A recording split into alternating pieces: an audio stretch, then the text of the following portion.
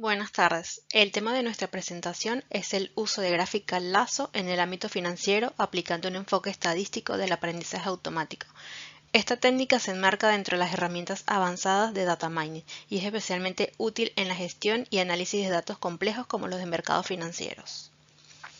Este trabajo fue desarrollado en el marco de la materia Enfoque Estadístico del Aprendizaje de la UBA y realizado por Santiago Tedoldi y por mí, Shirley Calderón.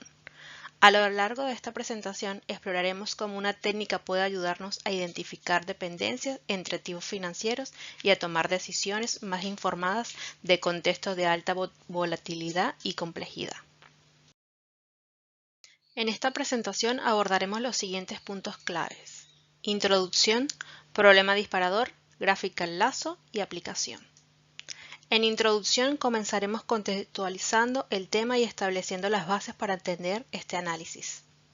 Dentro del problema disparador, plantearemos el desafío principal que enfrentamos al trabajar con los datos financieros.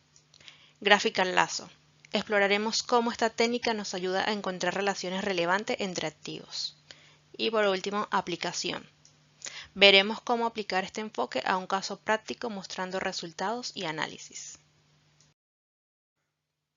En esta introducción vamos a explicar por qué este tema es relevante y cómo se conecta con nuestra propuesta metodológica. Dentro de los puntos más importantes tenemos la relevancia del mercado de capitales y el trading.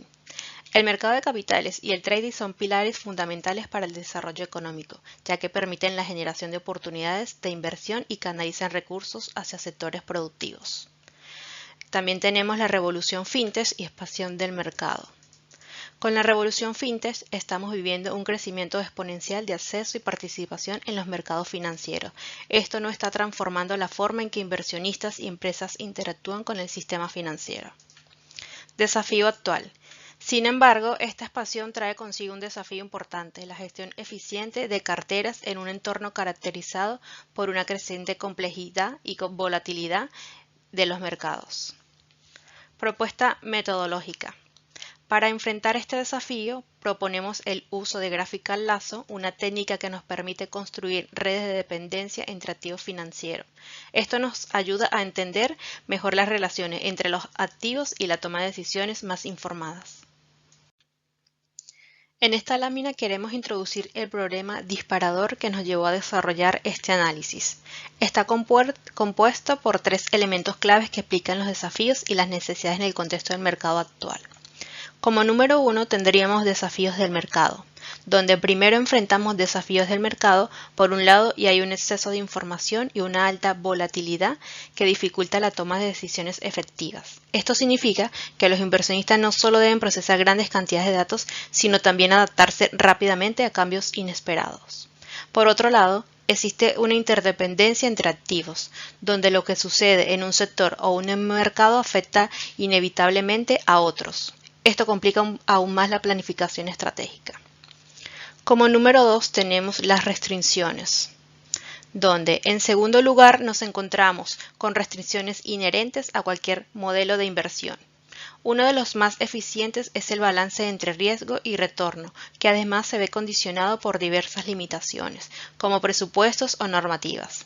Adicionalmente, aunque la tecnología avanza rápidamente, su aprovechamiento adecuado requiere herramientas específicas y experiencia, lo que a veces limita su adopción en la práctica.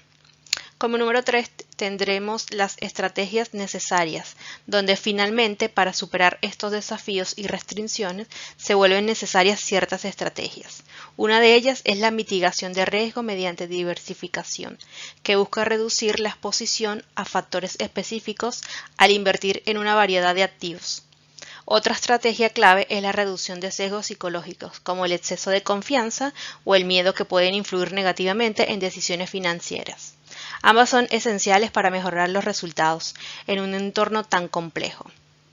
Aunado a esto, nos lleva a responder una pregunta fundamental, porque como vimos, la diversificación no solo reduce el riesgo, sino que también mejora el rendimiento ajustado al riesgo. Ahora, exploremos cómo abordar este desafío de forma estructurada. Ahora profundizaremos en el problema disparador desde un enfoque técnico, explorando la correlación entre valores de acciones o stocks. Esto es clave para entender las interdependencias entre activos financieros. En esta lámina podremos observar la fórmula de correlación, donde la correlación mide la relación lineal entre dos variables. Si es cercana a +1, indica que una relación positiva es fuerte. Si es cercana a -1, indica que una relación negativa fuerte. Contexto de análisis. En nuestro caso, trabajamos con una muestra de 30 stocks, seleccionando al azar, analizando sus precios durante una ventana temporal de 36 meses. Dentro de los hallazgos principales, identificamos correlaciones tanto positivas como negativas altas, lo cual sugiere una interdependencia significativa entre varios activos. En esta lámina presentamos casos ejemplificadores de correlaciones entre estos. Estos casos ilustran cómo valores de diferentes sectores pueden estar altamente correlacionados, tanto positiva como negativamente. En el caso 1, correlación positiva, tienden a una correlación positiva de 0,91. Esto implica que sus movimientos de precios tienden a alinearse en la misma dirección. Sin embargo, estos activos pertenecen a sectores distintos. Está en el sector financiero, en consumo masivo. Esto nos lleva a cuestionar la lógica práctica de esta redacción. Referente al gráfico. En el gráfico de la izquierda podemos observar cómo las tendencias de precio de estos stocks muestran un comportamiento alineado a lo largo del tiempo. Para el caso 2, correlación negativa, tienen una correlación negativa de -0,82. Esto significa que cuando el precio de uno sube, el otro tiende a bajar. Sigue el sector financiero, mientras que UPS pertenece al sector industrial. Una relación negativa como esta también plantea preguntas sobre su interpretación práctica. Referente a este gráfico, de la derecha podemos ver cómo los precios de estos activos tienden a moverse en direcciones opuestas. Con estos ejemplos surge una pregunta importante. ¿Tiene sentido práctico estas correlaciones? Este es un desafío común en el análisis financiero, ya que no todas las correlaciones reflejan relaciones reales o significativas entre activos. Bueno, ahora vamos a explicar la solución propuesta, este método Graphical Lasso, para el problema descripto, y es un método desarrollado por Friedman y su equipo hace ya varios años. ¿Y qué buscamos con esto? Como explicó mi compañera, pretendemos encontrar información de la dependencia condicional entre variables, para nosotros stocks, y conceptualmente este método parte de la matriz de covarianza, ¿sí? Que es esta, se representa en este caso con esta sigma mayúscula. Esto también sucede, como explicó mi compañera, en el cálculo de la matriz de correlación. Pero en este caso, lo que se busca es estimar una matriz de precisión que justamente contiene esa información de dependencia que buscamos. La matriz de precisión se puede estimar, ¿sí?, como la inversa de la matriz de covarianza, cuando existe, por supuesto. Y a ver, el método, la estimación, se basa en una función de optimización regularizada que lo que busca es justamente encontrar una matriz de precisión, pero un poco particular, ¿sí? Se quiere que la matriz de precisión sea esparsa, es decir, tenga ceros en muchas de sus componentes para poder ponderar las relaciones directas o la dependencia condicional directa entre las variables cuando corresponda, ¿sí? Ahora, pasemos a analizar un poco esta función de optimización, que lo que busca es minimizar esta expresión matemática. El primer término corresponde a la traza del producto entre la matriz de covarianza y las estimaciones sucesivas de la matriz de precisión. Esto se inicializa, por ejemplo, con la inversa de la covarianza, si existe, o con otros métodos que pueden también llevar a buen puerto. Ahora, pensemos en este término, esta traza, restado el logaritmo del determinante de la matriz de precisión estimada hasta ese momento. Esto es lo que se conoce como medida de verosimilitud gaussiana. Si nosotros lo que buscamos es minimizar esta diferencia, lo que vamos a hacer es justamente ir a la estimación que ya teníamos predefinida. Vamos a encontrar una matriz de precisión muy parecida a la inversa de la matriz de covarianza. Pero este método lo que hace es agregar un término de penalización, ¿sí? Un término de penalización L1 o lazo, que tiene un parámetro lambda de regularización y que justamente con su característica L1 lazo es proporcional a la norma de la matriz de precisión. Entonces, como sabemos de métodos de modelos estadísticos, este tipo de penalización logra llevar a cero ciertos componentes dentro de la matriz que no son relevantes. Es decir, esta penalización, optimizándose dentro de, este, eh, de un algoritmo que logre corregir, ajustar los componentes de la matriz de precisión, logra que componentes no relevantes desaparezcan o vayan a cero y que prevalezcan esas relaciones, esas dependencias condicionales que buscamos destacar, ¿sí? El resultado ya lo anticipaba, es una matriz de precisión esparsa, pero no es todo. Todavía falta un paso para poder utilizar esta matriz que encontramos mediante esta primera etapa.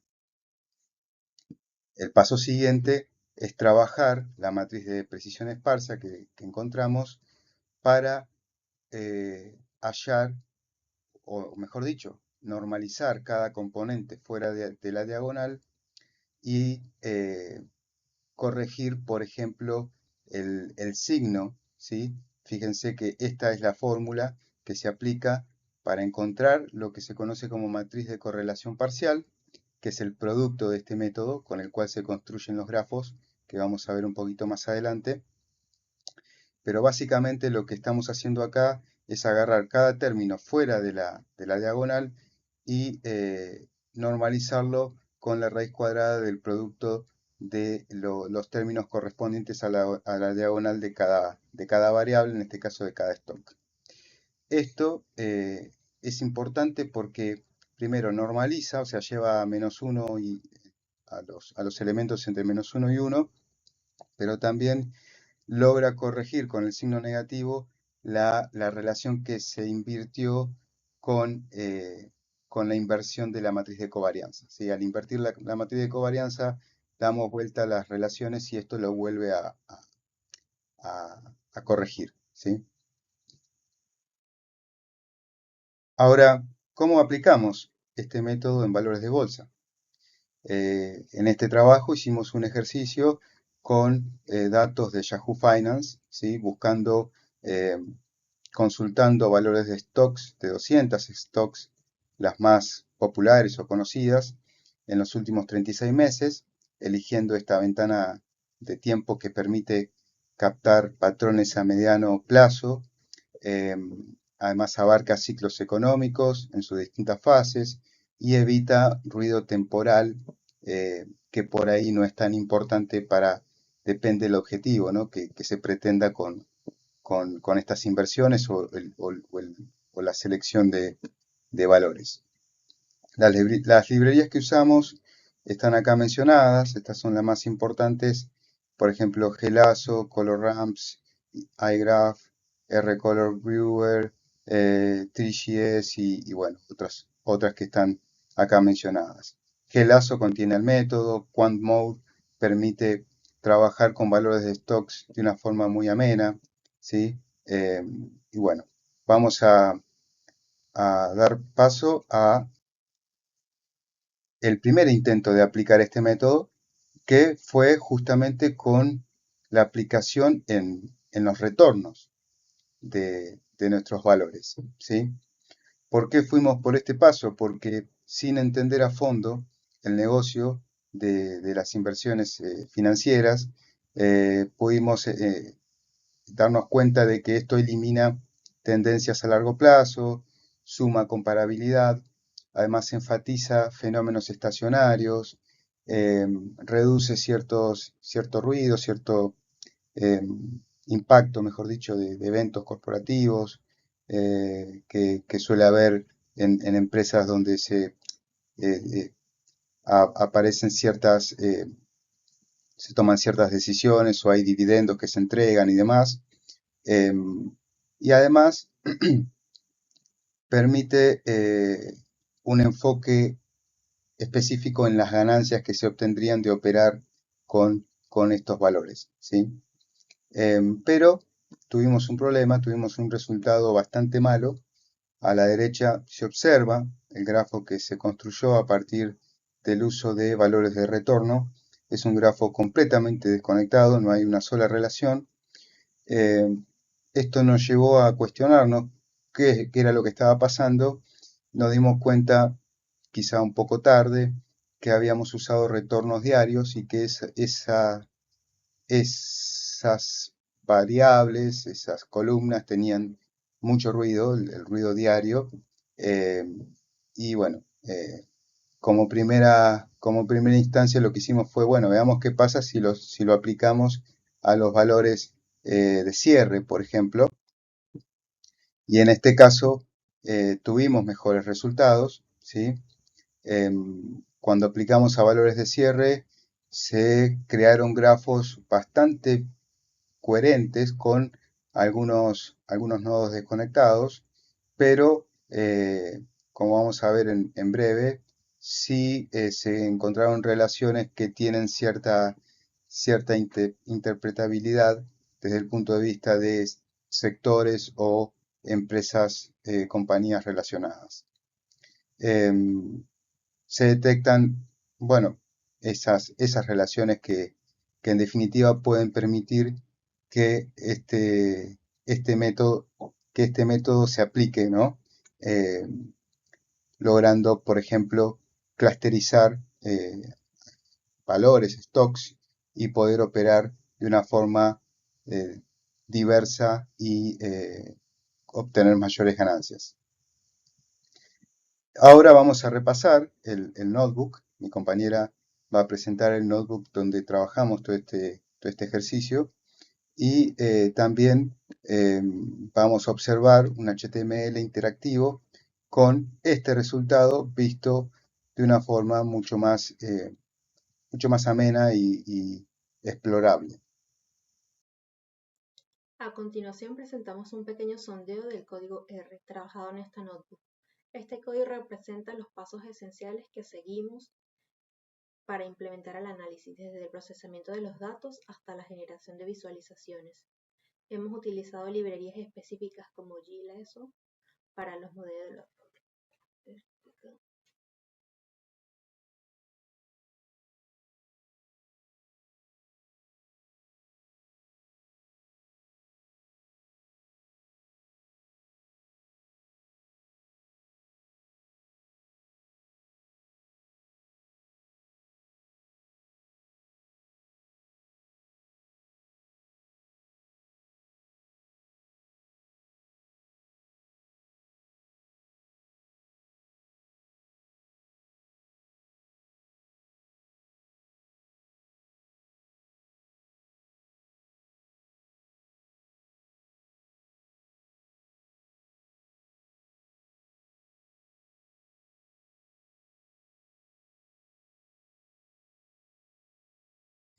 Correlaciones. Para ilustrar el valor de la técnica gráfica lazo, en este caso de uso, comenzamos con un análisis de correlación.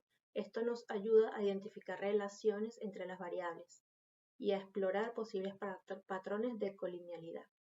Seleccionamos aleatoria de acciones. Se seleccionaron 30 acciones de manera aleatoria para calcular y visualizar la matriz de correlación. El proceso es reproducible gracias a la semilla establecida. Calculamos la matriz de correlación, visualizamos la matriz de correlación. Como observación inicial se identificaron valores de alta correlación, tanto positivos como negativos, lo que sugiere relaciones estrechas entre ciertos activos. Luego se realizó un filtrado de símbolos con alta correlación en valores. Creamos un data frame con los pares altamente correlacionados positivamente y posterior se creó un data frame con los pares altamente correlacionados negativamente. Y mostramos estos data frames. Ahora bien, ¿qué sectores corresponden a estas correlaciones? Encontramos también casos de correlaciones que parecen no tener colinealidad o relación directa según su sector, filtrando data frames para un EDA, donde las columnas con relación altamente positivas y las columnas con relación altamente positivas. Se realizó a su vez análisis exploratorio EDA, donde mostramos la correlación positiva y la correlación negativa. Posteriormente se realizó un histograma de los retornos diarios para cada símbolo filtrado para la correlación positiva y correlación negativa, donde la correlación positiva indican que las acciones tienden a moverse en la misma dirección, lo cual es común entre empresas que operan en sectores similares o que responden de manera similar a cambios en el mercado.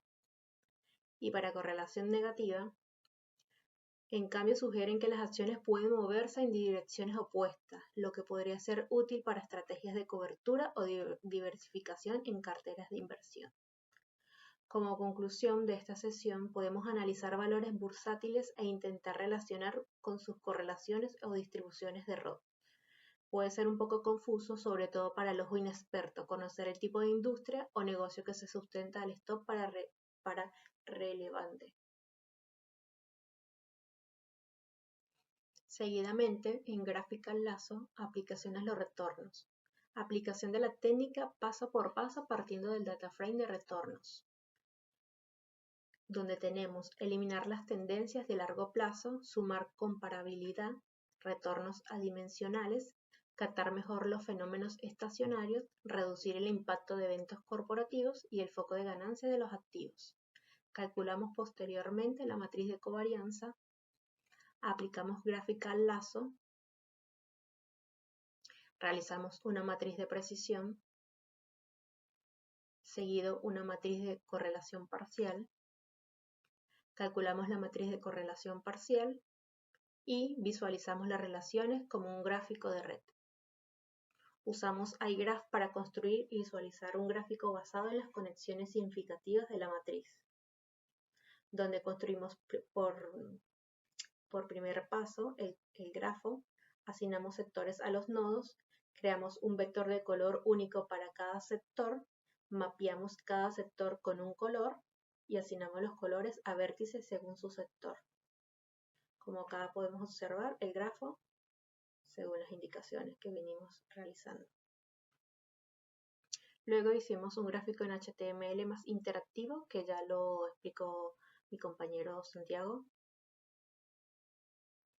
Y por último punto, en este código de R tenemos aplicación a los valores de cierre, donde calculamos la matriz de covarianza, en segunda instancia matriz de precisión, posteriormente matriz de correlación parcial, y visualizamos las relaciones como un grafo de red. Usamos nuevamente iGraph para construir y visualizar el gráfico basado en las conexiones significativas. Este gráfico se genera a partir de matriz de correlación parcial que muestra las relaciones significativas entre las acciones. En este caso se han seleccionado solo las correlaciones mayores a 0.1 para construir las conexiones en este grafo. También se utilizó el paquete de iGraph para crear y visualizar el gráfico de red.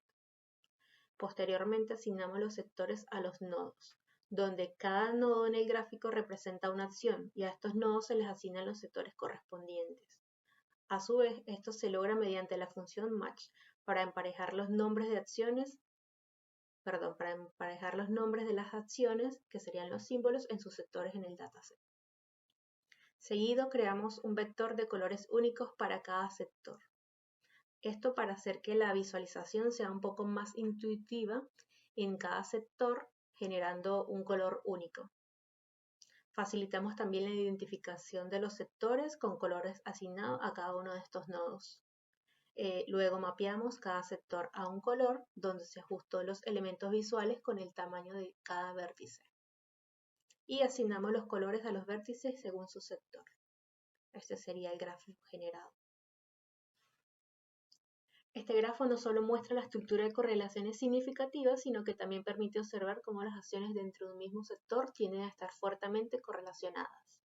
A su vez, esta visualización puede ser útil para identificar grupos de acciones que comparten comportamientos similares.